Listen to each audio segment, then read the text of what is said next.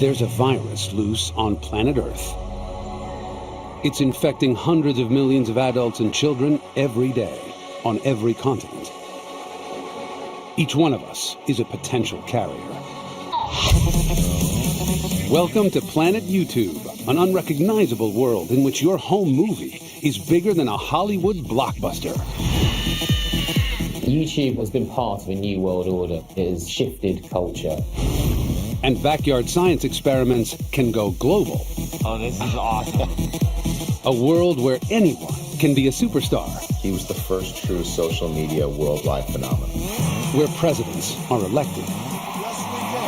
YouTube allowed us to elect an outsider as president of the United States. And dictators deposed with the click of a mouse. And it's anonymous, so it's so dangerous. And the power of the viral is unstoppable. I was like, wow, wow, wow, wow, wow, wow, wow, wow. Over the next hour, we'll get to the bottom of the epidemic, tracking down the unlikely pioneers and accidental celebrities who in just 10 years have brought world culture to its knees.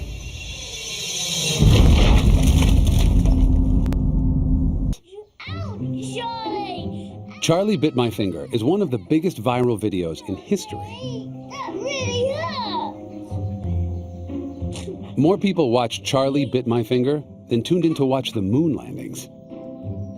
Not bad for a video that was never supposed to be posted on YouTube in the first place. The video, and Charlie bites Harry's finger, which I found quite funny, but probably a few weeks later I came back, looked at it and thought, oh, that's probably worth sharing with the boy's godfather in America. Now, a world exclusive. We can reveal the untold story behind the sweetest domestic assault in history. On the day of the video, what I was doing again is I was just videoing the boys out in the garden. And there is a moment, Charlie gets in the car and Harry drives him into bushes and leaves him there. Which I thought at the time was really quite a funny little clip. But when Charlie then bites Harry, it sort of feels a little bit like just desserts because he's got him back. He posted it on YouTube, expecting feedback from one person. Instead, within 10 months, it had been viewed 11.5 million times. Everyone wants to know, what is his secret? I think that is the beauty of our video. There is no secret. If there was a secret, I would have made a second, wouldn't I? But some academics who've studied virals disagree. Some people think that viral's just random, luck, chance, that it's like bottling lightning. But it's not. There's a science behind it. A science that was about to be exploited. Even before Charlie Bit My Finger had entered the culture, a video emerged of Brazilian soccer star Ronaldinho. What he did next is almost unbelievable. So the Ronaldinho video was one of YouTube's first big sensations, in part because it was capturing something that seemed so superhuman. This great soccer player kicking the ball off the crossbeam of the goals 4 times in a row. The buzz wasn't about Ronaldinho's ball skills, but whether or not the video was real. There is something a little bit suspicious about the golden box with the Nikes in them that he opens. And the way that it sort of pulls back so you can't really see the details so well at the most important moments. There was a lot of speculation over whether it was real or fake, and debates that went on online. The clip is the first to reach 1 million hits before the creators are soon exposed as Nike. And that made light bulbs come on all over the place. But actually, there was potential in YouTube, an online video, as an advertising medium. Nike had subverted the home video viral and commercialized it. The next mutation would be even more surprising. I guess a video blog is about me. My name is Bree. I'm 16. I don't really want to tell you where I live because you could stalk me. On June 16th, 2006, a video appears on YouTube with the tagline, Lonely Girl 15. Within 3 months, the teenage star would be the subject of a media frenzy, bringing YouTube to mass attention. Lonely Girl 15 was this cute, really candid teenager. She was sort of fighting with her parents a lot, and she was arguing with her boyfriend. You know, if you wrote an email to her, she would respond to you and say, thanks for the idea, you know, here's another thought. So people formed this really personal connection to her. Within 3 months, over 500,000 viewers are tuning in for Lonely Girl 15's updates. The more eagle-eyed of them begin to notice that Bree's bedroom blog is It was just a little too neat. You know, the edits were a little bit too good, the music was synced up too well. One fan went through and noted all of the items in her bedroom were from Target. So there was some conjecture that maybe this was some sort of viral marketing. Fans demand answers from Bree. When she doesn't reply, an LA Times reporter smells a scoop. It was a great mystery. This girl hiding in plain sight, as it were. He sets off to learn the true identity of Lonely Girl. But no one was quite expecting what he would uncover. And that's when we knew we had her. In the summer of 2006, the viral video went mainstream as an online mystery turned into a real-world manhunt. The race was on to track down the vlogger behind the latest YouTube sensation, Lonely Girl 15. Okay, so I'm kind of in a blue mood again today. This was like huge national news. She wouldn't say where she lived, so there was this kind of treasure hunt kind of aspect to it. I've been calling my parents all day. Gradually, the videos began to take the form of a thriller, with a plot almost as intriguing as Lonely Girl herself. It was a great mystery. No one knew who she was, and no one could find her. Let's find who this girl is. What are they doing? There was a botanist who analyzed the flora and the fauna in the video and said it could only appear in this one little portion of Northern California. But where? After 10 fruitless weeks, the reporter and his colleagues launched an audacious sting to out Lonely Girl 15 using an email tracker. In those days, when you sent a message through MySpace, you could implant a tracking code that allowed you to see where that message had been opened. So we set up a lot of fake accounts pretending to be fans of Lonely Girl and sent messages to her MySpace page. And it was open in the server belonging to the Creative Artists Agency. And that's when we knew we had her. The Creative Artist Agency represents actors, writers, and directors. When Richard confronts them with the evidence, the real Bree comes forward. 19-year-old actress Jessica Rose. Millions believed in her, but it was all an act. Now, for the first time, meet the girl behind Lonely Girl and the men who pull the strings. So the idea was, we're going to build a huge audience. We're going to make them committed and passionate about this character and the storyline. She's going to run away from home, and then we're going to release a DVD that will be an independent feature film about the story of a group of fans on YouTube trying to find this girl who's vanished. The movie never happened, but Lonely Girl continued online for 2 years. I learned how to see the world from a completely different point of view when I was 4. The YouTube viral video was evolving at faster and faster rates. But some videos were more infectious than others, inspiring viewers not just to watch, but to make a version of their own. One of the first videos to have this effect was created by an unlikely pair of backyard chemists. My name is Fritz, and I had 20 years working as a professional juggler. My name is Steven, and I had 20 years as a trial lawyer. When a friend of ours told us about this Coke and Mentos experiment, he asked me, have you ever heard about this crazy thing? You drop Mentos into Diet Coke, and something happens? And so Steven came to visit me and said, we got to try this. So we went out in the backyard like a lot of people, dropped a handful of Mentos into a bottle of Coke. Oh, this is awesome. That's how it started. On June 3rd, 2006, Steven and Fritz posted their own Coke and Mentos display online. An epic 101-bottle tribute to the Bellagio fountain in Las Vegas. When we first put our video online, it was a Saturday morning in June. We told exactly one person. The next day, we had 14,000 views, and by mid-afternoon, and hundreds of thousands. All from telling one person.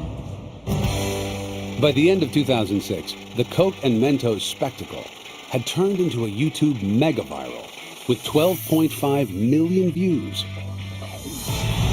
And something about it made people want to make Coke Mentos videos of their own.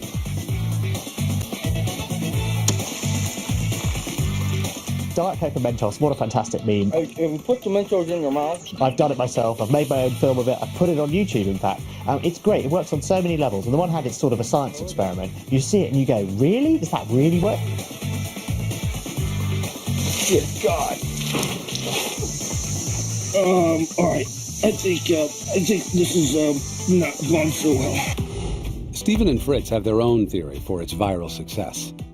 Everyone's favorite moment in our video, they always say that's that moment of humanity that you can really connect with.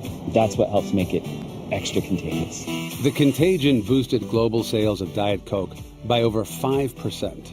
Mentos, 15%. Silicon Valley's giants took notice of YouTube's growing power. Meanwhile, the explosion of video content meant that YouTube servers were sent into virtual meltdown. And there were times where we were hours away from running out of hard drive space, storage space. I mean, just overall, we couldn't take any more videos. It was like 4 hours left. I didn't think that it was going to blow up that quickly. I mean, that was a good thing, but it was my credit card that was getting blown up as well. YouTube needed a bigger home, fast. YouTube, a website that didn't even exist 2 years ago, was purchased today by Google for $1.65 billion.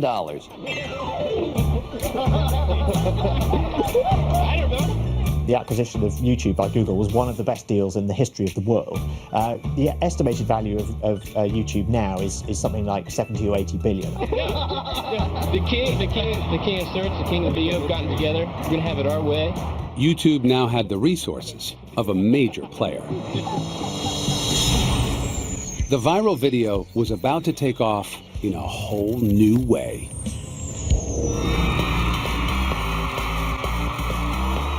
I was looking for the right person who could do it. I was looking for that star who was truly a star.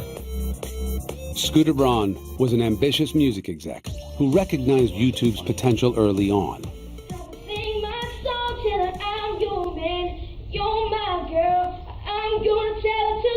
On YouTube, Scooter found a 13-year-old Canadian kid who'd posted a video of himself performing in a talent contest. He first tried to launch him with the record labels. Everyone said no. Everyone said no. Because they said, well, this kid's on YouTube, we can't monetize this. So the only way to make people understand was to not care about the gatekeepers anymore, and not care about the suits, and care about the people.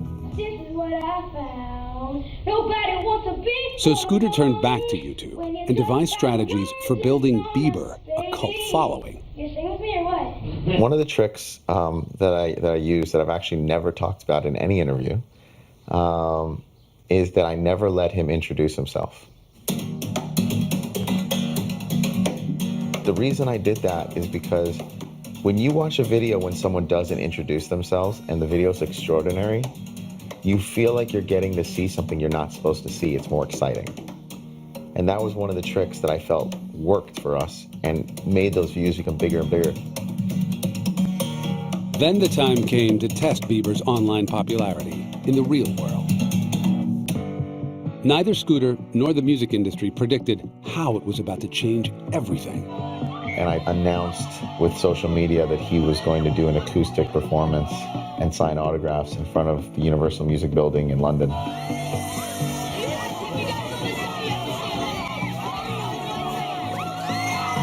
He played his guitar and a whole crowd was singing all the words at one time.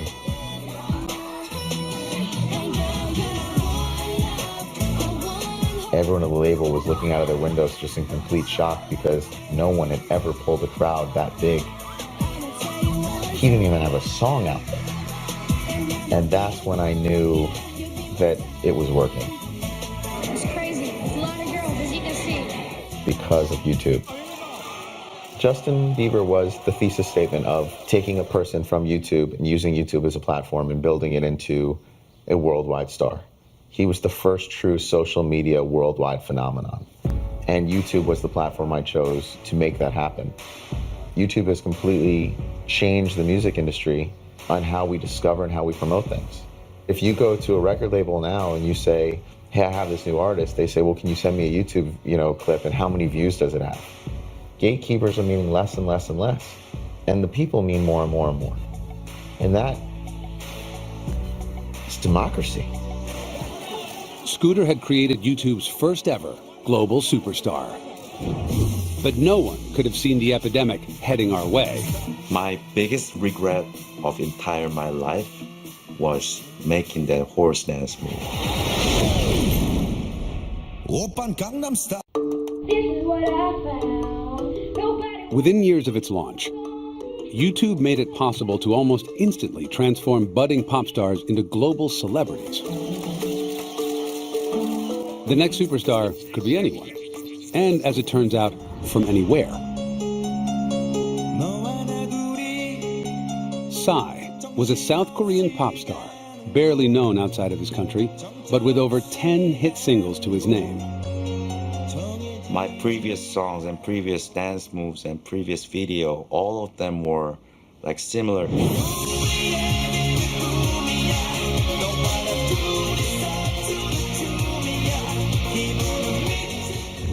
Then, in 2012, he wrote a song poking fun at his swanky neighborhood, Gangnam, and threw his energy into creating a new dance move.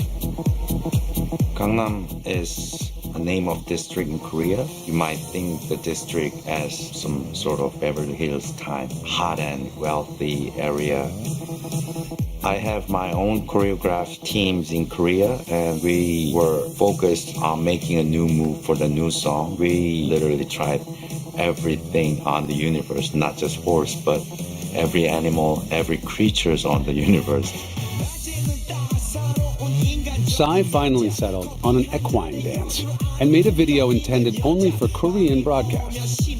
I was not friendly with internet things at all. So I didn't do Twitter and I didn't do Facebook, and I honestly didn't know that much about YouTube before Gangnam Style. But one of his team persuaded him to post the new video onto YouTube.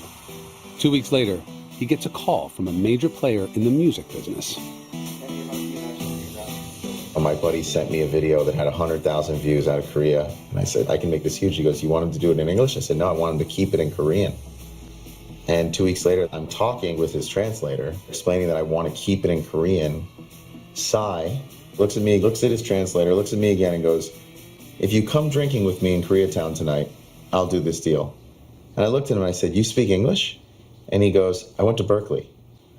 To Psy, to Korea, breaking down barriers to the future. Thanks a lot.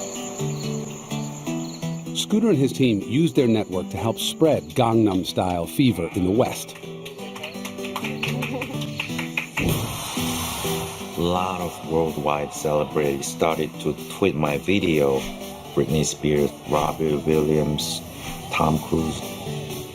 People told me, like, your song became like trending of the Twitter, and I was like, trending? What is trending? There were a lot of people eager to learn the dance moves. It seemed no one was immune from the Gangnam infection, not even the Secretary General of the United Nations. He became the second famous Korean in the universe right now. And it triggered countless copycats. I think it was really a cultural phenomenon. What he was doing was crazy. It was surprising. And so they shared it with other people because they couldn't believe what was happening. Like once it exploded, like huge, I was like surprised literally every day and every moment, like, wow, wow, wow, wow, wow, wow, wow, wow. Nothing draws a crowd like a crowd. A few people share it, and then they see their friends share it, and they don't want to be left out. So next thing you know, they start sharing and it becomes this snowball. We watched as this video spread from Korea to the United States, to South America, to Europe. As Gangnam Style continues to rack up 1 million views per day, will Psy always be living in its shadow? My biggest regret of entire my life was making that horse dance move. You know, I cannot top it. You know. We came up with a game plan, and that video now is the most watched video in the history of the internet. Gangnam Style has now been watched over 2.3 billion times. That's the equivalent of everyone in China, Europe, and America combined. Incredible. It's like being struck by lightning. Something that happened, and I don't think will ever happen again on that scale. He gave a little bit of happiness to everyone. The music has always done that. The difference is now a slightly overweight, sorry, Psy, man from Korea. It's in a song and an incredible piece of content with that video. Put it online, and the entire world can enjoy it within seconds. That was never possible before. Gangnam Style showed that YouTube now reached a global population like nothing else. Soon, it wasn't only pop stars harnessing that power. Yes, we can. Yes, we can. And for better or worse, YouTube became the propaganda tool of our time. In 2008, one visionary recognized the internet's ability to reach a new audience. But did YouTube help elect an outsider as President of the United States?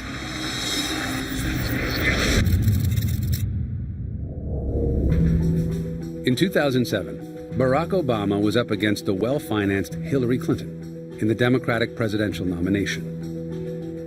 Hillary Clinton had most of the party establishment behind her, and so the only path for Obama was to build a big national grassroots movement from scratch. Joe Rospars was a new breed of strategist, employed to head up Obama's social media campaign, starting with Obama's own website. I hope that you use this website as a tool to organize your friends, your neighbors, and your networks. We can do a different kind of campaign. Here's the thing, it can only happen if you get involved. We wanted them to forward along our content from YouTube. We wanted them to make phone calls from home. We wanted them to knock on doors. We wanted them to chip in $5 and $10 here and there. That was the nature of the grassroots activity. A video of one of his speeches posted on YouTube went viral. And so too did his campaign. The Yes We Can video actually went viral over the weekend. We didn't make the video. That was something that supporters made and then posted to YouTube, which ultimately allowed it to spread. We will begin the next great chapter in the American story with 3 words. If you hit the right emotional notes, this stuff can go everywhere. You are not dependent upon the media to define your message for you. But just as YouTube was inching Obama ever closer to the White House, his rivals hit back, questioning Obama's track record on the subject of race politics,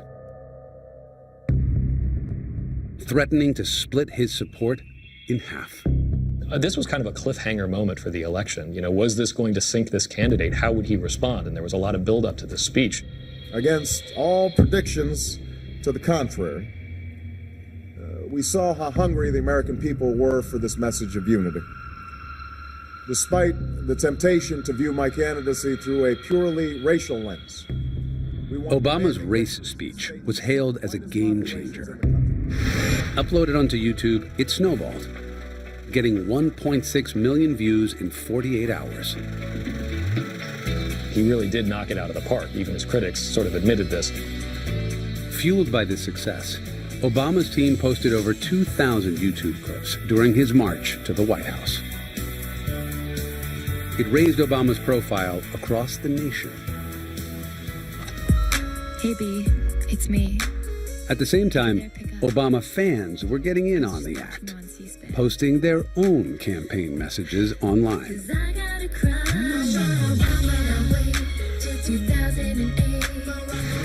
Obama Girl was a huge viral video of the time, scoring over 26 million hits. I went on YouTube once. I don't go real often, just to see what was being sort of generated under my name. Some of them were pretty creative. There's some cartoon, and your ears are all huge. People are hungry for content that's outside of the traditional press. YouTube allowed us to run a grassroots campaign to elect an outsider as president of the United States. And it is my pleasure to welcome... After Obama became president, he continued to use the platform to connect directly with the nation. We've invited 3 top YouTube creators here to the White House today. We're in the East Room, and they have set up their own YouTube sets right here in the White House. Great to see you, Hank. President Obama. Hey, Glozell. Hello. How are you? Good, how are you? Good to see you. Great to meet you. I don't really feel like I'm having you. This is your house. Well, it's the people's house. This is, I'm actually... Obama's YouTube campaign proved once and for all that anyone could get their message to the world. The value of a channel like YouTube is it allows for the democratization of content. Before, only the media outlets could decide what news we saw. But now each one of us can create news.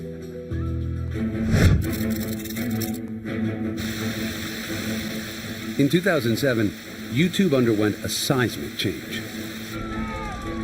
The modern smartphone hit the mass market, and this technological evolution created a new way of capturing and sharing news, called citizen journalism. One individual who shoots a video on their camera phone, thousands of people can view it in a few minutes, and it can be shared to thousands more in the next hour. Anybody with a mobile phone and access to the internet can become a journalist with the advent of YouTube.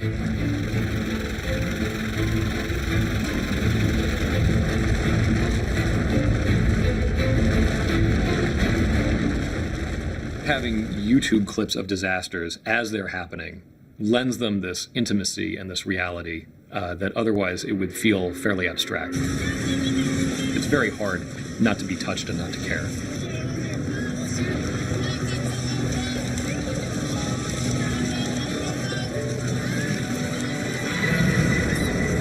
In the hands of citizen journalists, the power of the viral video can turn personal stories into global stories.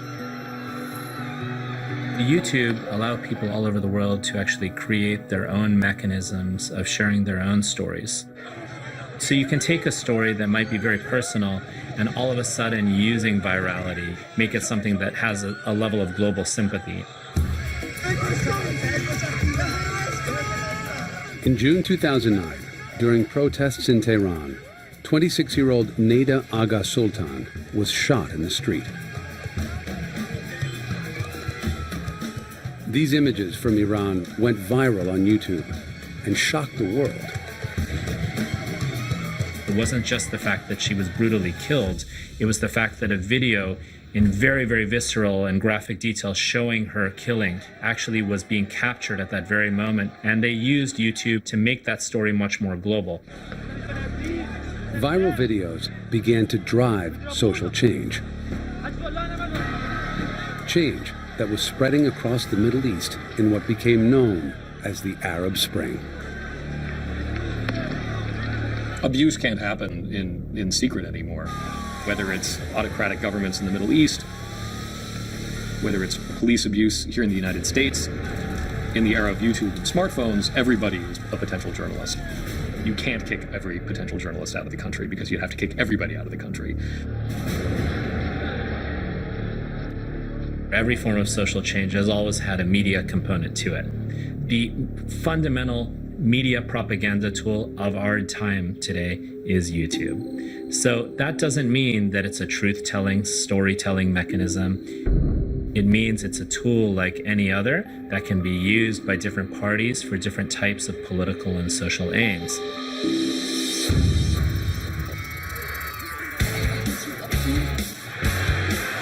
YouTube had helped elect presidents, topple regimes, and create worldwide phenomena. Now, things were about to come full circle as ordinary people would cash in big on YouTube fever. Today, YouTube has given birth to a new generation of media creators, and their fan base is huge. Variety just did a study among teenagers and asked them who are their top stars. And the top 5 stars were all YouTubers. YouTubers are ordinary people creating content for their own channels. They're trying to make YouTube more like a TV network, and they're promoting their stars with ad campaigns, which is something that you only have seen media properties do before. When we think about the early days of YouTube, we think about the individual viral video, the person who captured that one moment and shared it with the world. I think one thing that's changed dramatically is that more and more people have been producing things regularly. These homemade YouTube channels are drawing billions of views, creating a new generation of bedroom millionaires.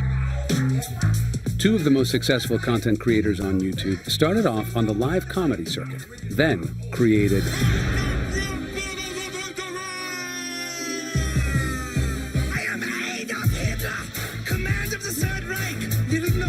epic rap battles. Pits 2 famous icons against each other in a rapping competition.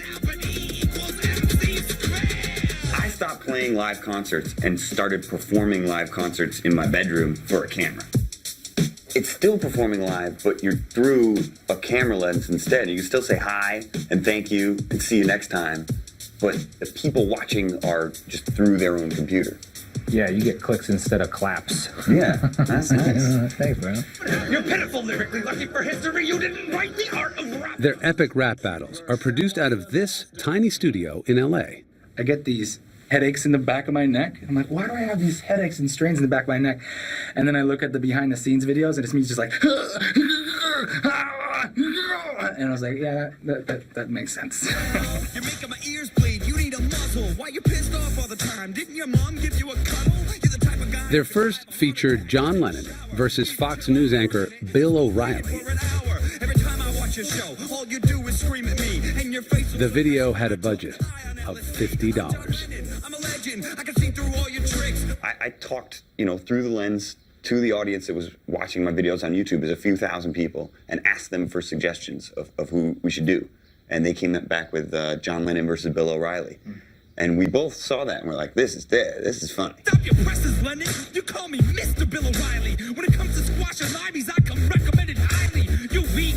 Between you and me, there's no comparison. The John Lennon Bill O'Reilly video got about 150,000 views, which was enough to be like, this is great. We should do another one of these. So we read through the suggestions and we saw Darth Vader versus Adolf Hitler. And we both again knew, we were like, oh, that's funny. For some reason, Hitler was super popular. Huge on the internet then. And then that one went really big. Back then, you could get on the front page of YouTube, and it was like a big deal. It meant 1 million extra views. It could change your whole life. Soon, their witty and inventive clashes would start drawing millions of viewers on release day. Epic Rap Battles is now one of the most successful channels on YouTube. So, what is the key to its success? I think that people like competition and they like getting behind a side, so people like to root for their favorites. And then I think a big thing about it was at the end of the video, we asked who won and who's next, and people want to participate.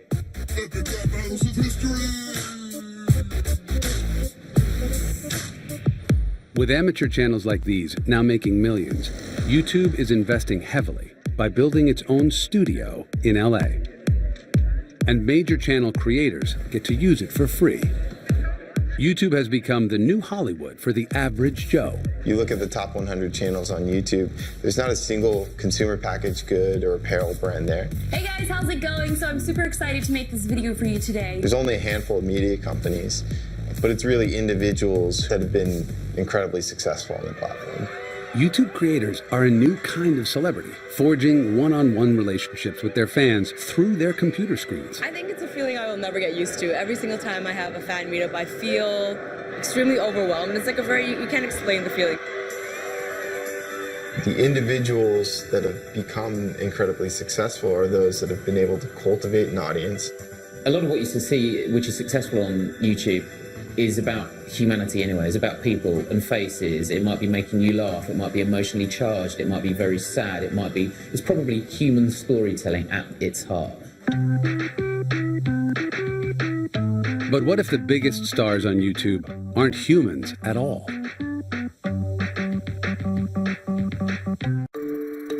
By the time you've finished watching this program, over 18,000 hours of video will have been uploaded onto YouTube. On Planet YouTube, you decide what you share, and the content you post in the virtual world can have an impact in the real world. Yes, we can.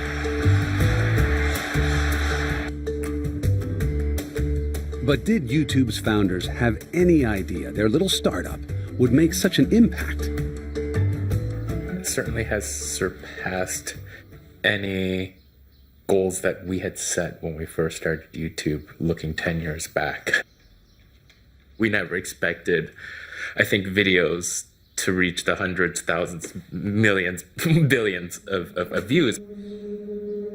YouTube owes its success to its phenomenal viewing figures. But how much does Steve himself know about what makes a clip go viral? Frequent videos that I would put up always featured my cat. And it's not that my cat videos were of any particular interest other than it being the first cat video on YouTube. But what Steve couldn't predict was that cats would become the viral superstars of the internet. What makes the internet go round? Cats. There are more than 2 million cat videos posted on YouTube. With over 24 billion views, cats are one of YouTube's most popular genres. Cats are a little standoffish. They don't beg for your attention. They don't beg for anything. They could pretty much take you or leave you. And there's something about that in an era where everybody is clamoring for your attention and dying for you to look at them and approve of them that's actually very compelling. So, who are some of YouTube's top feline stars? If you ever hear a snarky reference to YouTube as cats playing pianos, chances are this is the cause. Keyboard Cat's original video has been viewed over 40 million times. But one cat has gone a step further and turned viral fame into money. Grumpy Cat, real name Tartar Sauce, is now a bona fide celebrity worth millions, with her own YouTube channel, book deals, and merchandising. But why cats? My theory with cats is that people start to get this ability to make videos very easily.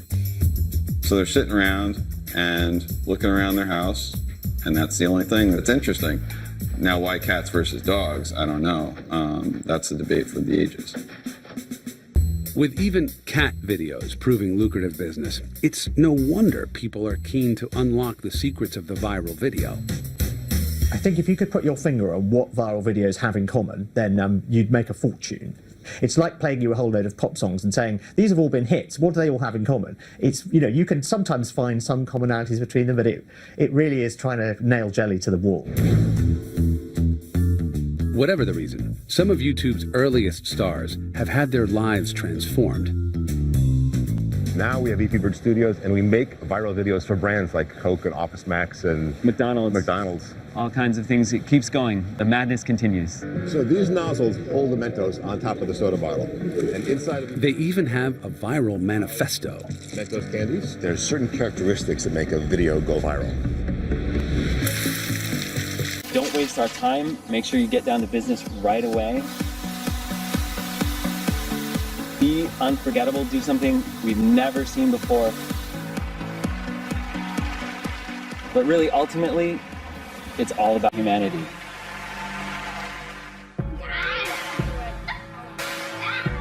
Recognize these guys? You should. Harry and Charlie's video has now been viewed. It's just less than 1 billion. Billion? Ooh. Which is about a sixth of the world's population. And what does Charlie credit for its success? I think it's so popular for the laugh.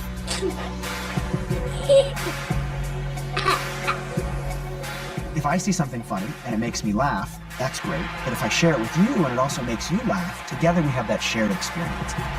The viral video has become a social phenomenon, a contagion to which none of us has been immune. YouTube, I realized, was the same feeling of self-discovery for kids that my dad had with vinyl and I had with mixtapes. It was this feeling of, oh, I saw it on YouTube first. I have ownership in that. And with the power to rewrite the rules of pop culture. There were these gatekeeping industries, and they are no longer controlling what comes out of your computer screen. You get to decide. My biggest wish, maybe I can make another viral video within 50 years.